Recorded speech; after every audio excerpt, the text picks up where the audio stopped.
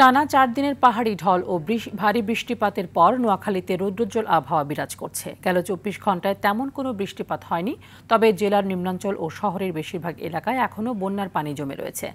ধীর গতিতে পানি নামায় জনদুর্ভোগ তীব্র আকার ধারণ করেছে। জেলা ত্রাণ ও পুনর্বাসন কার্যালয়ের তথ্য অনুযায়ী অতিবৃষ্টি ও পাহাড়ি ঢলে জেলার 6টি উপজেলার 57টি ইউনিয়ন বন্যা কবলিত হয়েছে।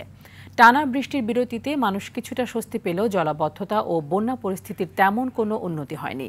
জেলা ত্রাণ কর্মকর্তার কার্যালয় বলছে, 5টি উপজেলায় 47টি আশ্রয়কেন্দ্রে আশ্রয় নিয়েছে 1850 জন মানুষ এবং 171টি গবাদি পশু।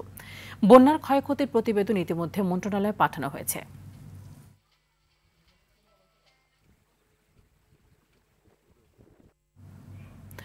নোয়াখালীর বন্যা পরিস্থিতির সর্বশেষ তথ্য জানাতে সরাসরি যুক্ত হচ্ছেন সহকর্মী গিয়াসউদ্দিন রনি। রনি, পানি কতটা নেমেছে এবং পানিবন্দী মানুষ যারা রয়েছেন তাদের কি ধরনের সমস্যা হচ্ছে এবং তাদের পাশে দাঁড়ানোর জন্য প্রশাসন কি কি পদক্ষেপ নিয়েছে?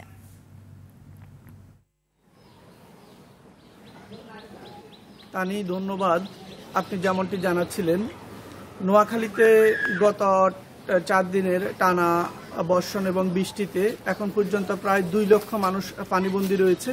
এরই মধ্যে প্রশাসন কিন্তু উপজেলা পর্যায় থেকে শুরু করে জেলা পর্যায়ে তারা বৈঠক করেছে এবং নোয়াখালী জেলা প্রশাসক বিভিন্ন জেলা পরিদর্শন করেছে। তিনি করে এই জলাবদ্ধতা নিরসনে কি করা যায় তিনি এটা নিয়ে স্থানীয় মানুষের সাথেও কথা বলেছেন। এরপর যারা বন্যা কবলিত দুর্গত ছিল তাদেরকে আশ্রয়ন কেন্দ্রে পাঠিয়েছেন। এর মধ্যে আপনি বলেছেন যে 1800 মানুষ প্রায় আশ্রয়ন কেন্দ্রে রয়েছে এবং তাদেরকে বিভিন্ন সামগ্রী দিয়েছেন।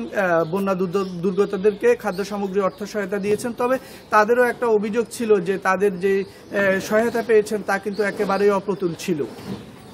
আর এখানকার যে বন্যা পরিস্থিতি সেটি হচ্ছে এখানকার পানি নামছে, তবে তা কিন্তু খুবই ধীরগতিতে। এই জন্য দুর্গত মানুষের কিন্তু দুরূহ অবস্থা বিরাজ করছে। এদিকে আমি সকালে কথা বলেছি জেলার বেগমগঞ্জ উপজেলায়, সেখানে একাধিক স্থানীয় বাসিন্দাদের সাথে কথা বলেছি। তারা জানিয়েছে যে আজকে 2 দিন নোয়াখালীতে রৌদ্রোজ্জ্বল আবহাওয়া বিরাজ করলেও বেগমগঞ্জের কোথাও কোথাও কিন্তু পানি বাড়ছে।